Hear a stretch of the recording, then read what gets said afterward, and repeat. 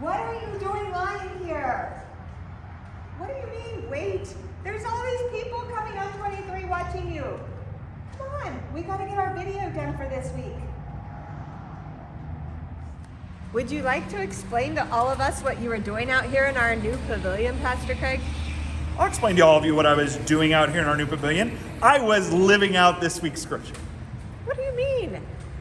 This scripture is about 10 lepers who come to Jesus and they're asking for Jesus' mercy. And on their way to the priest to show that they were cleansed, they're healed, but only one returns. What does that have to do with you laying on the pavilion for everyone to see? Okay, go a little bit further and listen to what the one who returns does.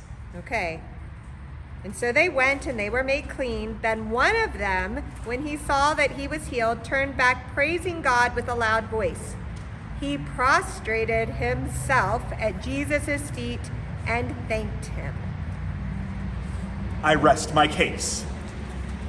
I was out here seeing what it was like to prostrate myself at Jesus' feet in front of this new cross, at the foot of the cross, and live in thankfulness for the work that God has done in our midst. Well, that's not a usual way of giving thanks to God that we see very often anymore, but it is a good way to honor Christ and all that he does for us.